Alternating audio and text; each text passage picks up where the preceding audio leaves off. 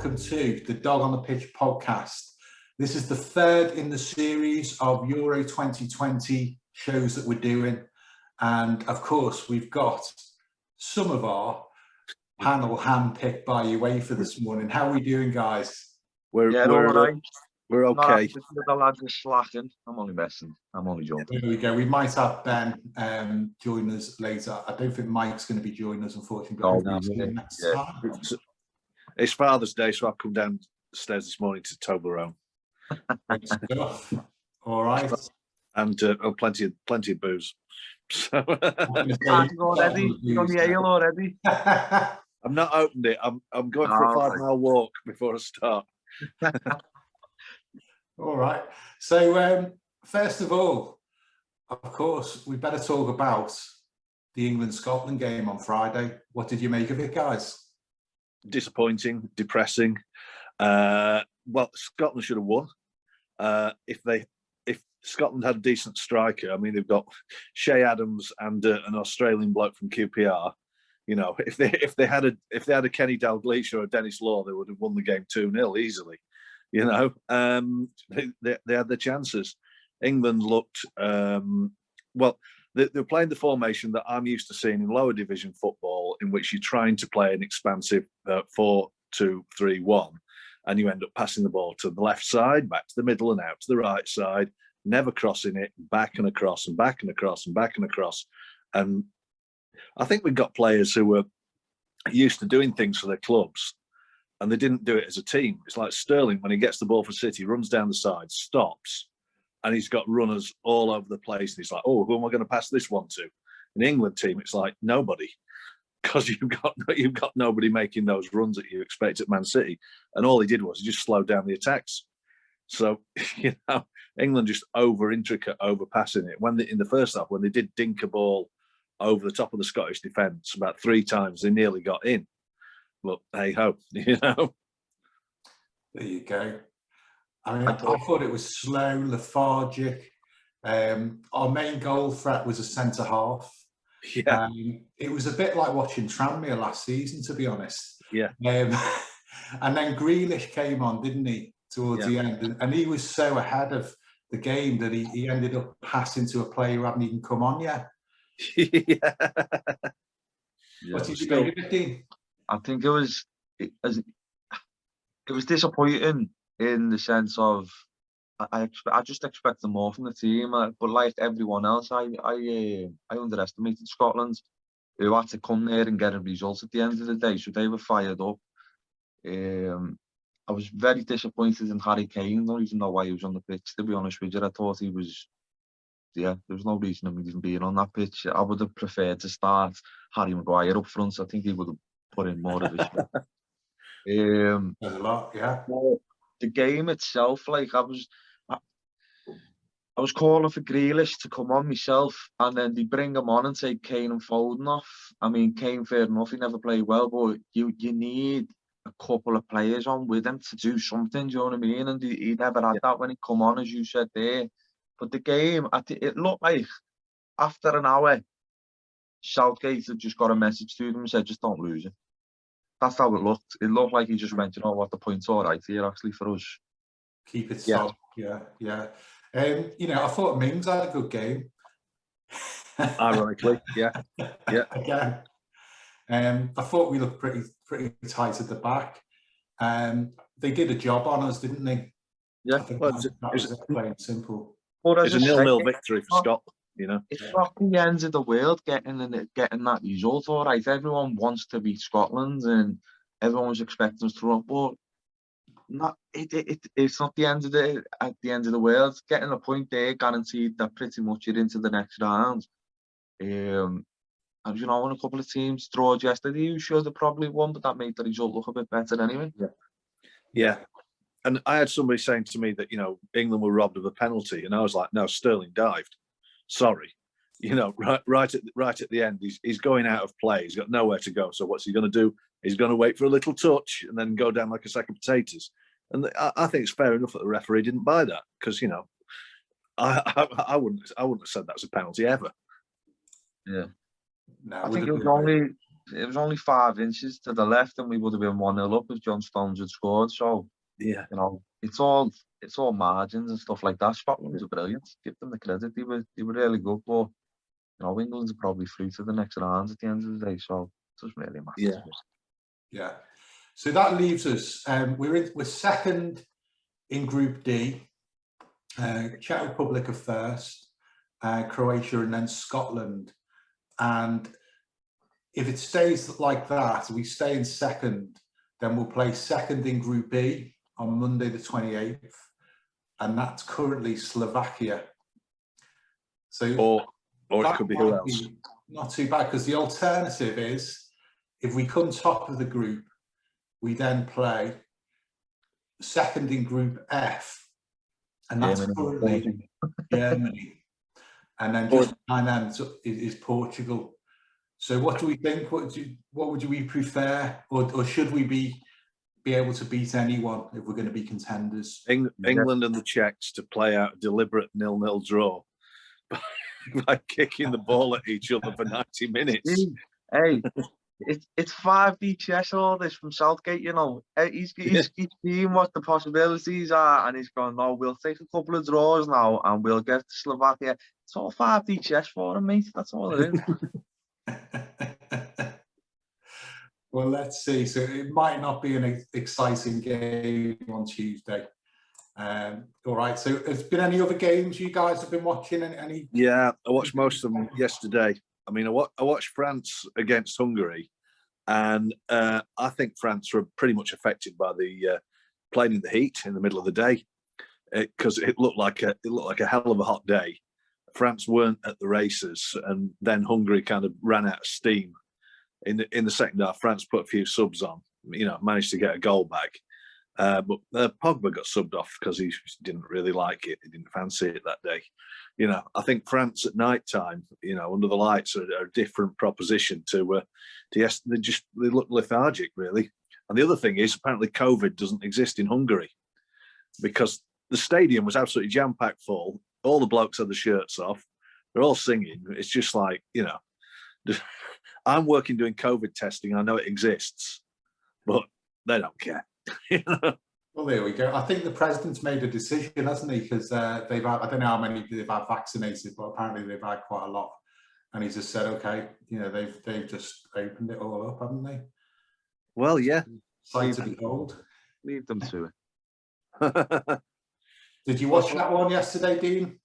I never got to watch any yesterday, as I said there before we come on. I was hosting the charity night, so I was prepping myself all day yesterday. I missed every bit of it. Yeah. But I've been watching them, unless besides yesterday, I've been watching every game, and I'm really impressed with the Ukraine. You know, I'm really liking Yarmolenko. I know he plays for West Ham, doesn't really get a game. There's something there that West Ham don't fancy about him. I think he's a cracking player. He's got something like 50 goals and 95 appearances for Ukraine, and they're not, if you watch them, they're not like, oh wow, look at this team, the way they passed it and flowed it. They're not like that, but they can just grind out the result. Do you know what I mean? They've got, and all right, they've come up against Macedonia and I think it was Austria the last game, but they just know how to go about the business. I was impressed with them. Yeah. He's got a bag of tricks as well, hasn't he? Yeah. Yeah, he's like Ukraine are a lot like Wales. They've got 2, maybe 3 all right players in there, and it just works for them. Their talisman always just seems to stand up and win. Do you know what I mean? Well, it was like Poland last night. Lewandowski got his goal. Yeah. Spain, you know, had a penalty. Shouldn't have been a penalty. Missed that one. Missed the rebound with an open net, and then had like 3 one-on-one chances and fluffed them. And Spain were just. Everybody in the studio was going Spain. They're playing to the left, to the right, back again to the left, to the right. They weren't playing any dangerous balls through. They're kind of trying to do what they used to do, but they haven't got the players anymore. The only thing that's happening with Spain, it's a new team, and I know that they still should be performing a bit better, but it's a group of younger players now. You've got a lot of players in there that haven't played together before. They were all struck with COVID like 3 days before the tournament. So that affects ads on the camp and stuff. They might not do nothing this tournament, but they're young and they're building for was going to say building for the future then, but you know what I mean. They're going to be playing in a lot of tournaments together over the years. So Yeah. if they don't do nothing this time round, at least give them an idea of what everyone's about for like the World Cup and maybe the Euros after. Yeah, building for the future. Which I'm pretty gutted about because obviously I got them in the sweep and I want them to win, but you know. They don't look like doing it, to be fair. There's teams there that look well better. Portugal got beat last night, but they still look a better team than Spain in my eyes. Yeah. Oh, definitely. You know, and of course, they're kind of more mature players. Yeah. They've got Ronaldo at his peak. Lads, I apologise. I'm going to have to shoot because it's Father's Day. My wife has done me a lovely, huge breakfast and it's going to start getting cold if I don't shoot. So I hope my 15 minutes has done all right and Ben saves me by jumping on in a minute, okay? All right. You enjoy it, mate. Happy Father's Day. I'll see you next week. See you in a bit. Yeah. See you in a bit. Yeah. All right. Yeah, so another thing we're going to talk about, so the Wales game today. So Wales have got Italy, and they've had a draw and a win. Yep. Yeah, same as England. So that should be a cracking game today. I think they'll be going for it. Well, Wales are basically in the next round unless, you know, some miracle or disaster happens. The thing is, Italy look very impressive so far. What impresses me is just the speed of the movement of the team. They get the ball and like they're breaking on teams and they've all got pace. It's like Roberto Mancini's version of himself, 5 or 6 Mancinis all running at you. When they don't have the ball, they haven't conceded for so many games. They're building up some kind of record, and they do defend well because they just get the numbers back, and they throw themselves at the ball as well. So if they remain injury free, I still think Italy are my favourites. Wales, as we all know, have got 2 absolutely outstanding players, 1 other pretty good player, and then a bunch of battlers. I think Wales would go for it, but you've got to predict Italy to win. If Wales even got a draw, that would be like national holiday, as far as I'm concerned in Wales. Yeah. I mean, a draw would get them through. So they are currently Wales second in Group A. Italy, of course, top on 6 points. Wales 4 points. All right. So looking ahead to Tuesday, so England face the Czech Republic.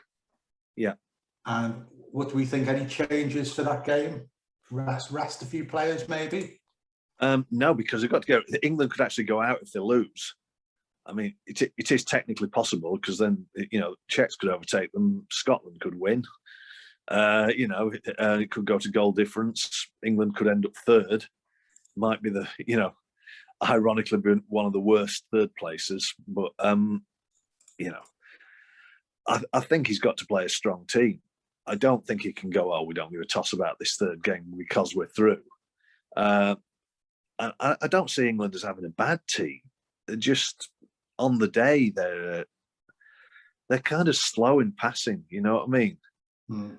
If you looked at what Germany did yesterday, they got their wing-backs into the game and they started playing like Germany because they would move the ball across the pitch. You could see the wing-backs going up. The wing-backs get in there, they dinking the ball in, and they were scoring from crosses. And they were good. They were not as good as the old Germany by a long shot, but they were good. And England just sort of, we've got four attacking players and then the defence is back. And against Scotland, I wanted to see one of the fullbacks go bombing on and go past the wide man or whatever. But I think it's just down to attitude and tactics, really. Because if you look at England's recent performances under Gareth Southgate, majority of wins have been by the odd goal. We've got attacking players, but are we really going to bury anybody? Don't see it. No. The other one was against the Scots. I looked at the corner kick routines, and in the last World Cup, we were scoring tons of goals from corners. And this time, just sling it in the box, lads. They did that whole thing where they had 4 guys lined up and they all break and eventually get a foul penalty. And that seems to have gone. it's amazing when you can have a team that looks like scoring from a corner, because most corners just come to nothing, really, don't they, in football, if you think about it. Yeah, percentage-wise, you don't score that many, do you? About 5%, something like that. Yeah. So I just think, and like things like free kick routines. Have we got one? We've got so many talented players, and people are like, ooh, have we got a free kick routine? And it's just simple stuff like that, where if you score one in an international tournament, even from a dead ball, I think England are good enough to just play and keep other teams out by playing. Even though against Scotland, I thought the defence had players standing off and just sort of looking at each other, wondering, "Oh, are you going to stop him? Are you going to stop him?" Mm. And Scotland had 4 good chances in the game, I thought, and should have scored at least one. So, the game coming up, I think we might get an odd goal victory, and then have to play France or Germany, or do incredibly badly and get Slovakia. It's like, what do you do as a manager? I'd have to say try and go for the win, and be big enough to say, well, if you want to win a tournament, you've got to beat France or Germany at some point. Yeah, you've got to keep the momentum going, haven't you? But your point about the corners, I remember in the last World Cup, there was 2 differences, because I think Kane was actually taking the corners, wasn't he? Yeah, people couldn't work that one out, which seems a bit odd, but of course it must have been working. And Maguire was a threat, wasn't he? I know he's been playing, but he was always a threat from corners. I know we've got Stones, of course, now, but yeah, I mean the dead balls. You've got to have a plan, haven't you? Yeah, like you've got a plan. Yeah, we didn't. I mean, they must have enough. Mings must be able to head the ball. We've got some decent sized players. They must be able to head it. Yeah. It's not like, oh, this guy's got all the skills, but he just can't head a ball from a corner. Mm. It's surely one of the easier things to do in a game of football, But I'm kind of. We've seen both sides of England, and it's kind of the truth lies in the middle somewhere, doesn't it? Yeah. I think really my favourites are still Italy, France, and Belgium for the tournament. And if England come up against one of those, I don't think we've got much chance, because they won't let you have the ball. That is true. That is true. And I see Germany, they won 4-2 last night, didn't they? Yeah, they did play well. But Portugal came back into it and got a couple of goals, but Portugal looked a shadow of the former selves. A couple of the goals were just rank bad defending, really, from Portugal. People just not marking somebody, just not jumping with somebody. And Germany played good stuff, used the fullbacks, crossed the ball in well. They looked pretty tidy. But at one point, Portugal were ahead. Germany dominated the ball, though. They kept moving it. When they did move it, they did something with it. Well, let's see. So Italy, your top tips for the tournament.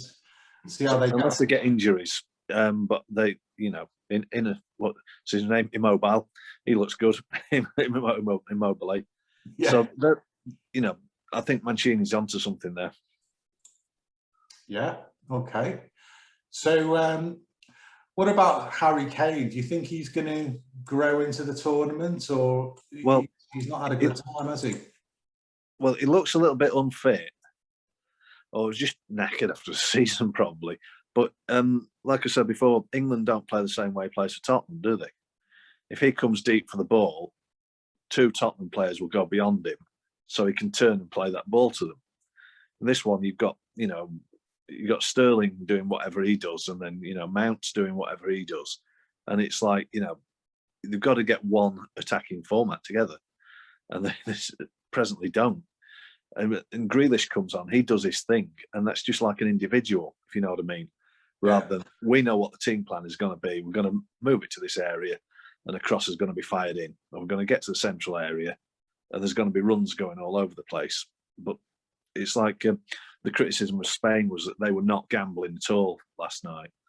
They were they were literally getting to the last third of the field, and then instead of somebody spinning and trying to go past a man, or spinning and trying to play a ball in, they played it back to the centre midfielder who played it across. Same thing, back, across. So There's a touch of that with England as well, and I just think they've got to be like, you know, have that format where they're saying that when we get to this area, this is what we're going to do, and no messing about, basically. Yeah, hopefully it'll click. Yeah, maybe against Slovakia in the next round, or yeah. Let's see. Okay, so predictions for Tuesday. What, the England one? Yeah. Oh gosh, well, I'll go 1-0 because I think that's the best score England can get. I think I'm with you on that. I go 1-0 as well. Yeah, maybe Harry Kane will get his goal. Yeah, to start his campaign off. Yeah, he had one touch in the penalty area in the whole game. Yeah, and he relies on passes. Goodness. If you pass the ball to him 5 times, he'll probably have 5 touches. But you know. Well, hopefully one of them ends up in the back of the net. Yeah. All right. Should we leave it there then? Yeah. Okay. Yeah. So, well, thanks for joining us. And, no problem. Enjoy your Father's Day, Roland. Yeah, I will do. I've got that one. You know. There's a few bottles of tribute and all sorts being held up there. So yeah, great stuff. All right. Okay. Enjoy it. We'll see you next time. Cheers. And enjoy the game on Tuesday. Yeah. All right. Bye-bye. Bye. Bye.